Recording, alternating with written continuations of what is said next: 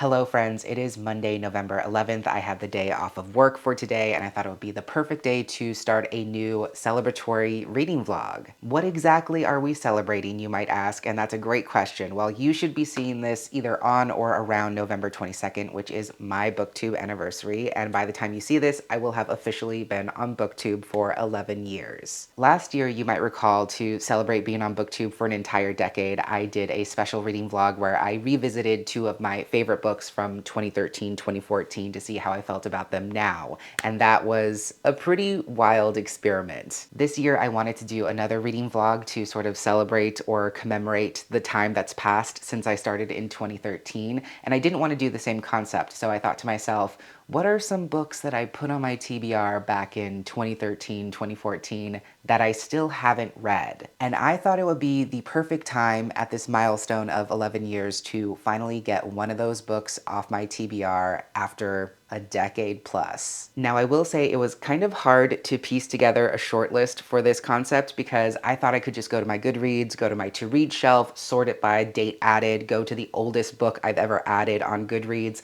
but I don't think I started my Goodreads account the same time I started my BookTube channel. So I don't have an official record of books that I added to my TBR in 2013, 2014 that I could reference. Do not quote me on this, but I think the oldest added book I have on my TBR is something that I added to my to-read shelf in 2015 or something around that point. However, I do have a pretty good sense of things that were popular on BookTube during that time, things that I might have seen as I was both creating and consuming BookTube content, and I also referenced some databases for best-selling and most popular books of 2013, 2014 to sort of jog my memory and remind me about things that I definitely would have seen and would have added to my TBR at that time. Some of these shortlisted possibilities were The Golem and the Jinni, also The Ghost Bride, The Shining Girls, and The Best of All Possible Worlds. It's a really great list of books. I can see myself reading any of those as much today as I could have seen myself reading them back in 2013, 2014,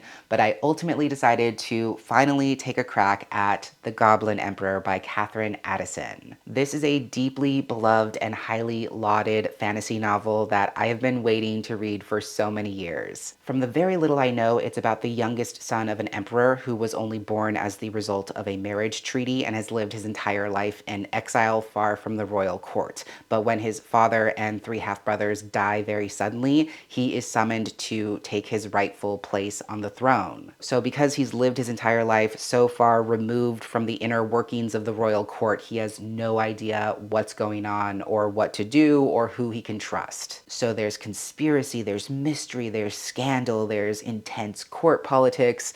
On paper, there's so much about this that I should absolutely love, but I have no idea what to expect. So this is my main project for the week, and I will tell you how I get on with it. Now, I do have other things going on this week in terms of what I'm reading or reading adjacent projects I have to work on. Top of mind is that later this week, I committed to sharing a book tour post for Rani Shodhuri Must Die by Adiba Jagredar. I literally just edited the photo I'm going to use in that post before I sat down to film this, but I still have to finish writing the caption. So I have to do that first before I even think about opening this. So there's that. And then for posterity, I thought I would just mention that I'm also listening to the Indian card Who Gets to Be Native in America by Carrie Lowry Schwab-Pels. I don't yet know how strongly this book is going to feature into this vlog, if at all. I haven't decided if I'm going to share updates about this as I share updates about The Goblin Emperor, because that's really my main focus. But I did want to at least mention it because this is an extraordinary piece of nonfiction. It is really doing a deep dive in exploring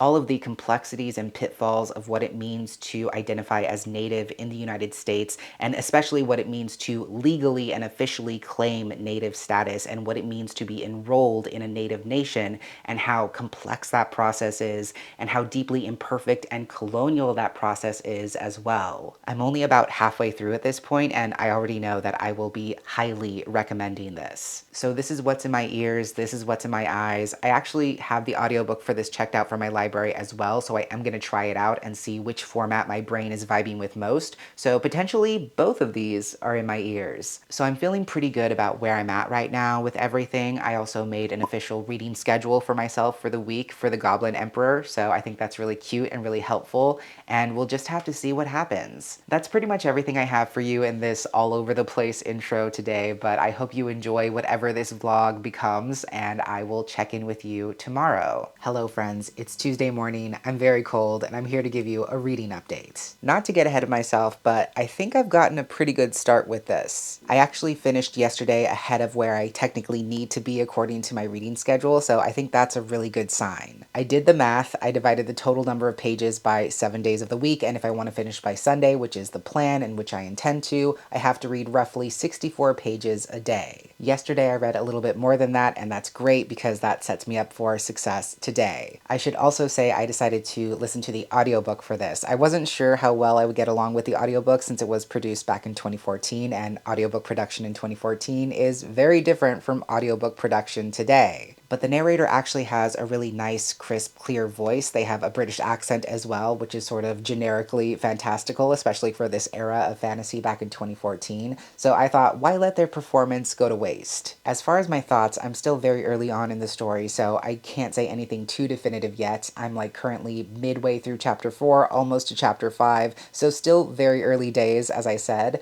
but I can say that I've really enjoyed what I've listened to so far. I thought the beginning of the story was really strong because it immediately throws the reader into the deep end. There's no preface, there's no elaborate setup, there's nothing ceremonious about it. It starts right when Maya learns that his father and his family have been killed in a terrible accident. It's the middle of the night, there's a messenger that comes to him that tells him this horrible news and that he is the only remaining heir who must now ascend the throne, and things are immediately put into action. So even though I'm only a few chapters into the story at this point, there is absolutely no shortage of plot motion or intrigue. Coronations are being planned, funerals are being scheduled, audiences are being held, so many things are happening one after another. And from a reader's perspective, I think that's a really great thing because it immediately captures your interest, grabs your attention, it gives you so many questions to ponder as all these different things are happening, and it's also really good character work because it puts you in Maya's shoes as he's feeling incredibly overwhelmed by all of these intense and important things happening all at once. And the court politics are definitely already in play. You immediately get a sense that this is a very intricate and complicated dance that Maya is having to undertake because now every choice he makes or doesn't make carries considerable weight and conveys a message, whether he intends it to or not. So it's been really interesting to read about Maya being thrust into this role of power and authority for the first time in his life, diving headfirst into making all of those weighty decisions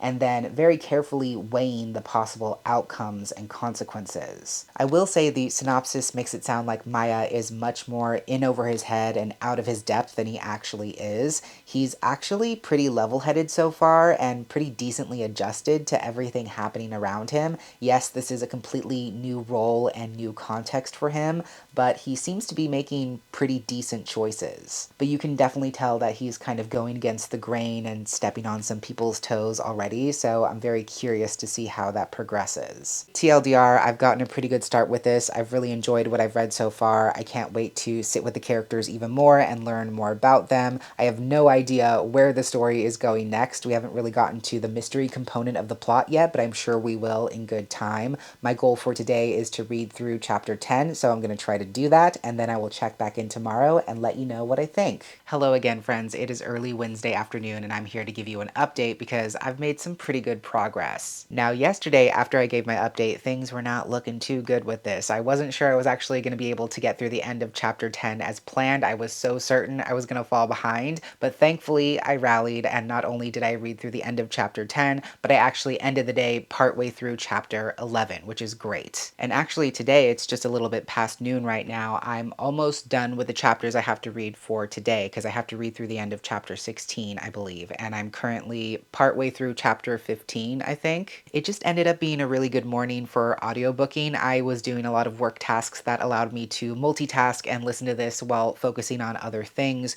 so I feel ahead at this point and I feel good. And not to jinx myself, but I would like to ideally get ahead if I can and dip into tomorrow's chapters as well if I get a chance, because I know tomorrow is going to be a really busy day for me, so if I can get ahead, that would be great, but we'll have to see how the rest of the day goes. Content-wise and plot-wise, I don't think I have too many more things to add at this point, which is kind of wild because if I read through the the end of chapter 16 today as planned, I will be a little bit less than halfway through the book. I was physically tired yesterday, so take this next point with a grain of salt, but I feel like the chapters yesterday were a little bit sloggier than what I read on the first day. I feel like the pace came down ever so slightly, and it was less about all these new things being thrown at Maya and more so focused on the ceremony and ritual of the coronation and the funerals, which are not the most exciting things. But that's fine because they're also incredibly necessary to what's happening politically in the story. I was also a tad bit disappointed in yesterday's chapters because we are finally introduced to the murder mystery aspect of the story, but it's not really presented in an interesting way. I was hoping that Maya would investigate or look into the deaths of his family and discover something himself that way, maybe uncover something suspicious or out of place, but rather it's one of his royal attendants who just presents the information to him and says that this airship crash was no accident. So I'm not really sure where that plotline's gonna go or how engaged the story is gonna be with that plotline because, like I said, Maya himself is not doing the sleuthing or the investigating, so I guess we'll just have to see how exactly that plays out. But even though things kind of slowed down plot-wise in yesterday's section, I still feel like there was at least some really good character work. I find Maya to be an incredibly endearing and interesting character to read about. I'm really enjoying getting to know more about him as the story goes on, and I find him to be this really fascinating combination of soft-hearted, yet also determined and decisive in his own way. He may not know all the inner machinations of this royal court. He may not know whether he's conducting himself with propriety or whether he's doing the things he's supposed to do the way he's supposed to do them, but he's also not afraid to be very clear and decisive in the choices that he makes. And even if those choices turn out to be horrific mistakes, he's able to stand behind them and he's able to communicate what he wants and what he expects as a ruler in a way that's both compassionate but also doesn't leave room for debate. I admire that about him, and I think that makes him a really interesting character because on the one hand, he is unsure and he doesn't know exactly what he's doing, but at the same time, he is able to stand in his power in some ways. Something I'm keeping an eye on, but that the story hasn't explicitly addressed yet, is the difference in species, because as you can tell from the title, Maya is a goblin, and the kingdom he now presides over, I believe, is an elvish kingdom. So there's a difference in species and culture that hasn't really meaningfully been addressed in the story yet, and there have been some offhand references to Maya's ugly dark skin and other speciest things that he's internalized for himself. For obvious reasons, because he lived in exile and has spent almost his entire life away from the royal court and his family, he feels very insecure about those things, and I'm curious to see if the story is going to tackle them and address them head on, or if it's just going to be implied. I would like the story to actually grapple with those conflicts, and who knows, maybe that's something that happens later down the line in the series, but I really hope it's not just completely swept under the rug in this first book. But that's pretty much where I am with this for today. I am once again feeling pretty good about where I'm at in the story and with my progress. I'm on track, so that's a great thing, and I'm just going to keep chugging along and see how the rest of the story unfolds. But I will check in tomorrow and let you know more of my thoughts. Hello friends, it's Thursday morning. I just got out of a meeting and had some breakfast, and now I'm ready to chat some more about my thoughts. But before we get back into our regularly scheduled programming with the Goblin Emperor, I had some exciting book mail come in yesterday that I thought I would share. The first thing I have to show is that I finally got myself a copy of Ring Shout by P. Djeli Clark, and I am so excited to finally have my hands on this. This past week was one of my best friend's birthdays, and so I went out to spend the day with him, and one of the things we did was go on a bookstore crawl, and I looked for this book and only this book in every single store we went into, and I could not find it in stock. And I'll just say it, I think I know why this book was not in stock. I think it would offend a certain kind of person. Anyways, you might have seen me talking about this recently in my Halloween video where I talked about short horror books and graphic novels to enjoy, and this was one of the books I mentioned, and I said in that video that I think I want this to be the next P. Djeli Clark book I read. Really quickly, this is a historical horror novella set around 1915, and it reimagines a certain clan as being literal demons. And it's about a group of Black resistance fighters who are sending these demons back to hell. Pull. So needless to say, I'm very excited to get to this before the end of the year. The other book I ordered myself is kind of in a similar vein, and that is Green Fuse Burning by Tiffany Morris. This is a short little queer indigenous horror novella, and it's my Patreon pick for November. In case you didn't know, if you enjoy the content I make and want to support this channel in some way, you can join me on Patreon, and anyone who pledges $3 or more not only gets to see an early preview of every single one of my videos, but they also get to vote once a month on a book that I am guaranteed to read and review within that month. So this was the winner of the November Patreon poll, and I plan to at least start it sometime later this week. From what I remember, like I said, this is a queer indigenous horror novella, and it's about a woman whose father has recently passed away, and as she's processing her grief, she is accepted into an artist's residency where she gets to spend a week painting in this isolated, idyllic cabin in the woods. And it's not until she's there that she realizes this residency is actually on the same land that her father grew up on. And then, of course, weird shit starts happening in the cabin. I'm pretty sure my friend Kim from Native Lady Warrior is the one who recommended this book, I believe, on their Instagram, and I trust anything that Kim recommends. Lastly, and perhaps most excitingly, I did get a little bit of publisher mail yesterday, and I finally got my galley of The River Has Roots by Amal El-Mohtar. You might recognize Amal El-Mohtar as being one of the co-authors of This Is How You Lose the Time War. It is an extraordinary book. You have to read it if you haven't read it yet. I highly recommend it, and this is actually her very highly anticipated solo fantasy debut. This is another short novella, so I'm very tempted to just drop everything and read it right this instant, but I'm gonna try to show a little bit of restraint. Anyways, that had nothing to do with anything. That was just a little bit of self-indulgence, I will admit. But getting back to The Goblin Emperor, I remain on track with this. I'm currently partway through chapter 17. I have to get through the end of chapter 20 by the end of today, which is roughly 30 to 40 pages away from where I last left off. I don't quite know how I want to articulate this, but while I am really enjoying everything happening in the story, and the story is constantly holding my attention with each new idea and each new thing it introduces, I feel like I'm kind of still waiting for some big overarching plot thing to happen to really start driving the story. I feel like yesterday's chapters, which were really interesting, were still kind of on the slow side because the main point of contention at this stage in the story is Maya considering the possibility of entering into a marriage alliance.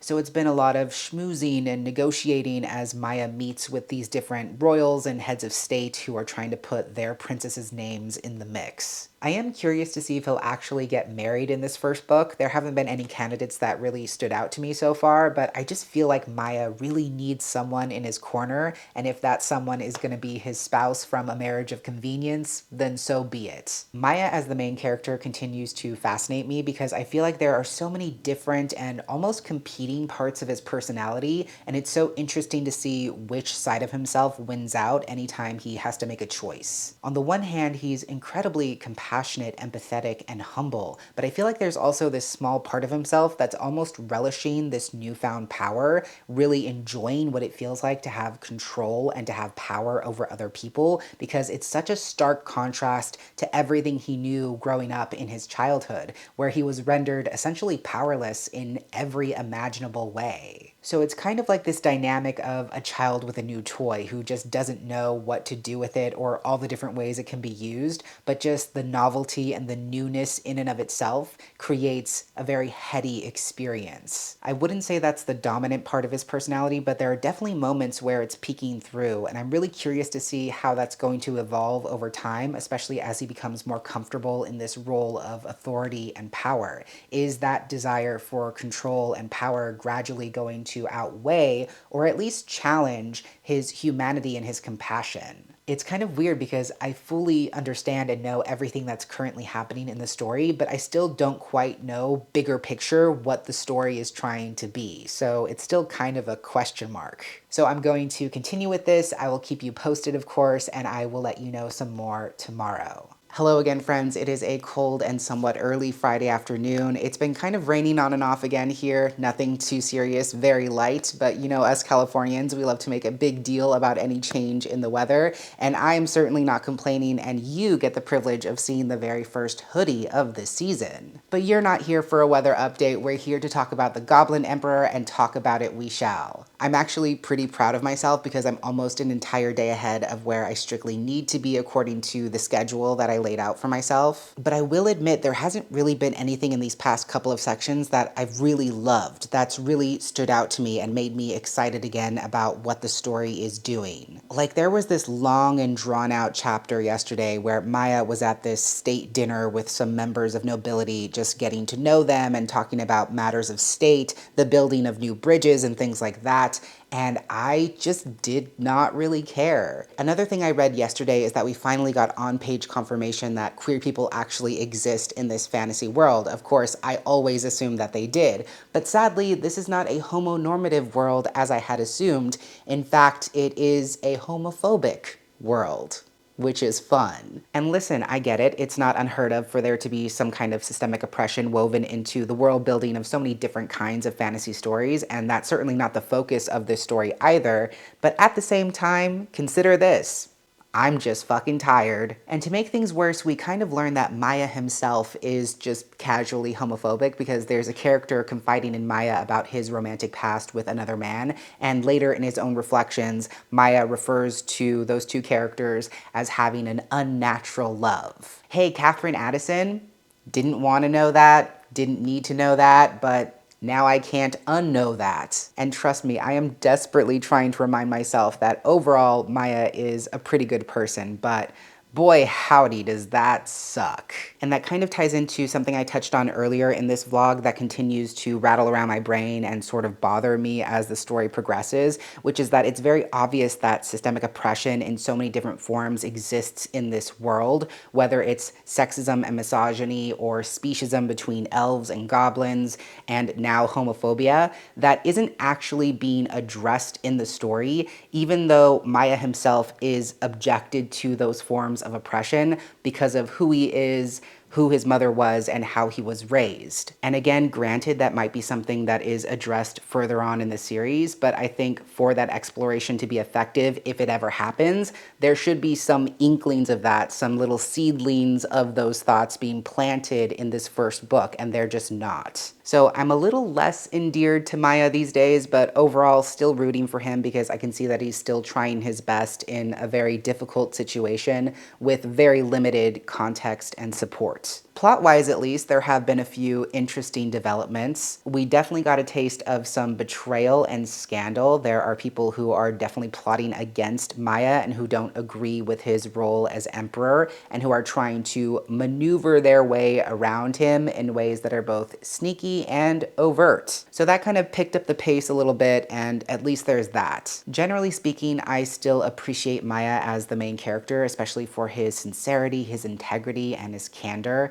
He's not held back by the mask of propriety, but really allows himself to feel and react to things accordingly as they're unfolding around him in court. I think that's an admirable trait for a leader to have, and even though he is imperfect in his own ways, I still want to see him succeed. I'm actually partway through chapter 30 as we speak, which is where I needed to be at the end of tomorrow to be on track. So like I said, I'm almost an entire day ahead. So I'm just gonna keep listening to as much as I can so that hopefully I can finish this tomorrow. Welcome back, friends. It is Saturday morning and it is officially the end of the vlog because just moments ago I did in fact finish The Goblin Emperor, and while I still don't entirely know how I feel about it, we're gonna talk through it anyways. Immediately upon finishing this, just out of curiosity, I looked up the other books in the series because I vaguely remember there being more books either set in or connected to the same fantasy world, and what I learned kind of shifted my context for how I feel about this story. What I learned after finishing this book is that it's actually a standalone fantasy, and the other books that are set in and connected to the same fantasy world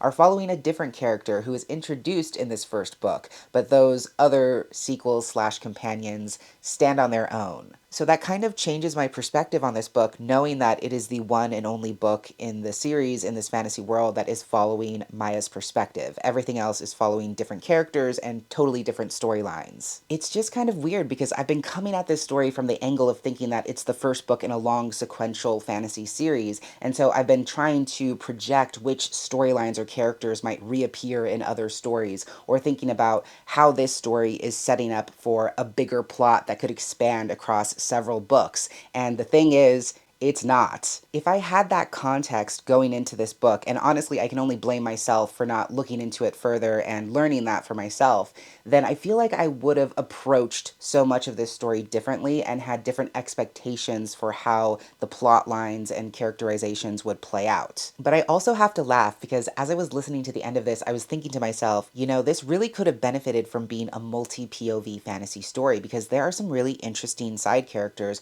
who are doing things that are far more compelling and sometimes even more plot relevant than what Maya is necessarily doing. He is operating at a higher level, holding audiences, going to state dinners, overseeing ceremonies, meeting with allies, things that are important but a little bit more decorative, things that are not necessarily having to do with the everyday ongoings of running a kingdom. And there are side characters who are doing his day-to-day bidding, who are conducting investigations or smoothing over any missteps. And I found myself thinking, I really want to know what they're going through in their own perspectives. And funnily enough, the other books set in this fantasy world are following one of those side characters whose POV I thought was really needed in this story. And for the record, the side character I'm referring to is the one and only queer person who comes out to Maya in this story. And yes, that does make me more interested to read a story from his point of view. So because those other books are standalone spin-offs set in the same fantasy world, there isn't really an urgency for me to pick them up right this instant, but weirdly enough, I am more curious to look into them now than I was before I started this. But that's enough about the sequential order of the books set in this fantasy world. Let's talk about where I actually landed with this book. Let's just start by saying overall I enjoyed this. Knowing now that this is a standalone fantasy novel, I do give it a little bit more grace. I am slightly more endeared to the characters and the overall storyline, knowing that this was always intended to be a standalone story. I do still stand by the critiques I brought up in some of my other updates, especially now knowing that this is the one and only story told from Maya's perspective. I really wish that the story had gone much deeper in developing the cultural world building of this fantasy world and explicitly addressing the oppressions that exist in this fantasy world, especially the ways that it would impact Maya himself. It's so weird because there's a very strange dissonance in the story in that respect. Like, it's very obvious that there's a cultural divide between elves and goblins, and yet the story never explicitly addresses that when it would have very large implications for Maya, who is both. And I think the reason I keep coming back to this, the reason why it keeps striking me as extra strange, is because the entire plot of this story hinges on and is predicated on the fact that Maya grew up in exile, and everyone knows why he grew up in exile, and yet no one's going to address it. The entire reason why Maya's rule is causing ripples throughout this kingdom is because politically, socially, culturally, and emotionally, he is different from his family. So it's just strange to me that the story doesn't actually want to contend with that. Especially because for Maya, that has to be a huge shift in power dynamic, going from this person who's essentially powerless and in cultural exile, and then ascending to the highest station in all the land, and also taking over the throne of people who were essentially his abusers and his oppressors. That's wild. And to not address that in so many words is also a wild choice. And to be fair, the story does occasionally touch on what that culture shock feels like for Maya, and it does sort of explore how confusing it feels for him to go from being powerless to powerful, but I just think the story could have gone even further in that respect. But I still think this story has a lot to offer. I found it to be strangely cozy, charming, and endearing. There's almost a warmth to it, even though there's a lot of political movement happening in the story. And it's just satisfying to see Maya begin to lean into his authenticity and lead with his heart more and more as the story progresses. I would say at the end of the day, this is more of a slice of life type fantasy story, and that's how I would approach it. It's more about the everyday ongoings of this person who's high in power and just trying to gain their footing in this new role of authority, and the story's not really held together by an overarching plot as opposed to a series of interesting or relevant moments that are stitched together to create this tapestry that is the first year of Maya's reign. I think I've made it perfectly clear that I don't think this story is like a masterpiece by any means, but I did still enjoy it and I did still find it to be a charming and endearing story about someone just trying to do the best they can with what they have, and how even when you have no idea what you're doing, leading with authenticity, empathy, and compassion will get you very far in life, and those are traits that are very much worth cultivating. So it's been a very interesting week with this one, to say the very least. I think I would give it a solid 3.5 stars. If I'm being nitpicky, 3.75 stars. And I would say I feel pretty decently about having read it at this specific time in my life. I'm not kicking myself for not having read it earlier. I don't feel like I've been secretly missing out for all these years. It just feels like it makes sense to read it now as much as anything else makes sense. I feel really good about finally getting this one off my TBR after 10 plus years, and I think that feeling of accomplishment is a great way to mark being 11 years on BookTube as well. And it's actually great that I finished ahead of schedule, because now I can go into the rest of my weekend with a clean slate. I can finally finish the Indian card today. I only have like an hour of that audiobook left, and then maybe start and finish Green Fuse Burning as well. We'll have to see, but it all works out, and I'm glad. Thank you so much for hanging out with me this week. I hope you enjoyed whatever this vlog turns out to be, and thank you so much for all your love and support over the years. Whether you've been here for 11 years or 11 days, I appreciate every single one of you and everything that you bring to this space, so thank you for being part of it. I am going to sign off now. I wish you all well, I wish you happy reading, and I will catch you next time.